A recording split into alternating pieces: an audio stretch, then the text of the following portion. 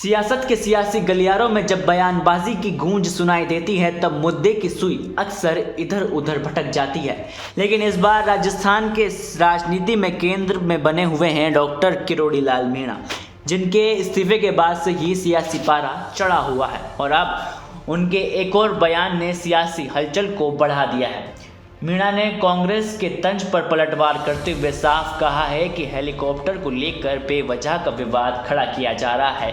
खुद को सड़क छाप आदमी बताते हुए उन्होंने अपनी नाराजगी की तमाम अटकलों पर भी विराम लगा दिया है। लेकिन क्या ये वास्तव में इतनी सीधी बात है या फिर इसके पीछे कोई गहरी सियासी चाल है? दरअसल पिछले कुछ दिनों में राजस्थान की राजनीति में बीजेपी नेता डॉक्टर किरोड़ी लाल मीणा के इस्तीफे को लेकर जोरदार चर्चाएं हो रही हैं।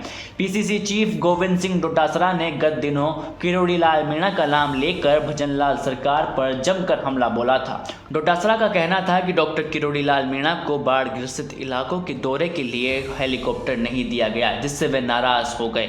कांग्रेस इस मुद्दे को बुनने की पूरी कोशिश कर रही है, लेकिन मीणा के इस विवाद पर अपनी चुप्पी तोड़ते हुए कांग्रेस पर करारा जवाब दिया है।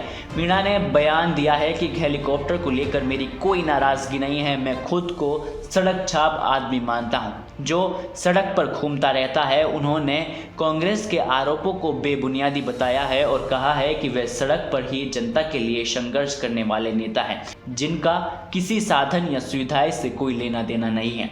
इसके साथ ही उन्होंने अपने सोशल मीडिया पर कैबिनेट मंत्री का जिक्र हटाने के पीछे भी कई खास वजह नहीं बताई है। लेकिन जयपुर में मीडिया से बातचीत के दौरान डॉक्टर किरोड़ी लाल मीणा ने अपनी नाराजगी की खबर को खारिज करते हुए कहा है कि उनकी नाराजगी किसी से नहीं बल्कि अपने आप से है।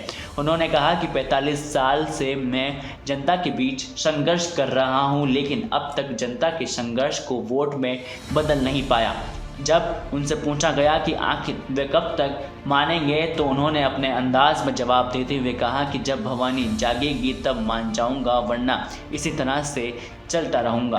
क्या कुछ कहा, आपको भी सुनाते हैं। बनाएगी तो आप फिर से मंत्री पद ज्वाइन कर लेंगे? मनाने की जरूरत ही नहीं है, क्योंकि मेरे को कोई नाराजगी पार्टी से नहीं है, न मुख्यमंत्री जी से, न प्रदेश अध्यक्ष से, न केंद्रीय नेतृत्व से।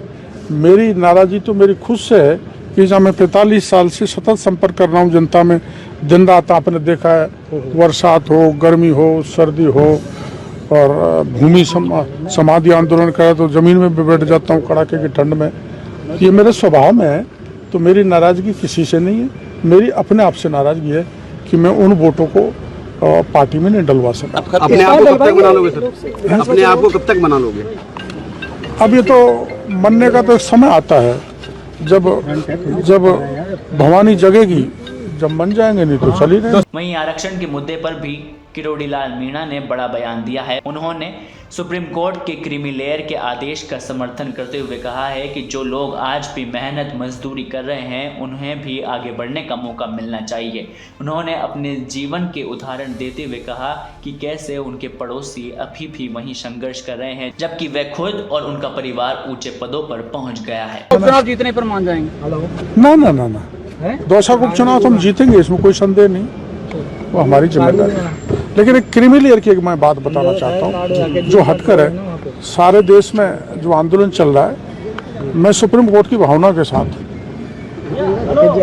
ये मेरे व्यक्तिगत राय है, इसलिए साथ हूँ कि मेरे गांव में मैंने उदाहरण दिया था, एक व्यक्ति 30 साल से पहाड़ खोद के मजदूरी करके पेट पालन कर रहा है, उसके बेटे भी उसी ढर्रे पर हैं, मेरा पड़ोसी, और मैं डॉक्टर भी बन गया, मेरा भाई RS IAS भी बन गया, मैं MLA मंत्री भी बन गया, लेकिन वो अभी तक नहीं बन पाया, उसको मौका मिलना चाहिए। डॉक्टर किरोड़ी लाल मीणा का ये बयान उन तमाम सियासी आरोप प्रत्यारोप के बीच की सच्चाई का एक झलक दिखाता है, जिनकी साफ गुवाही और खुद को सड़क छाप बताने की बात ने न केवल उनकी जड़ों को याद दिलाया है, बल्कि ये भी जताया है कि किसी साधन या सुविधाएं के डॉक्टर किरोड़ी लाल मोहताज नहीं है। और राजस्थान की राजनीति में ये विवाद अब कितना चलेगा, ये तो समय ही बताएगा। लेकिन एक बात साफ है कि डॉक्टर किरोड़ी लाल मीणा के बयानों ने सियासी फिजा को फिर से गरमा दिया है। अब देखने वाली बात होगी कि क्या इस सड़क छाप नेता की राह किस दिशा में मुड़ती है। तब तक के लिए देखते रहें द फैक्ट इंडिया। ताज़ा खबरों के लिए विजिट करें द फैक्ट इंडिया की वेबसाइट और डाउनलोड करें द फैक्ट इंडिया ऐप।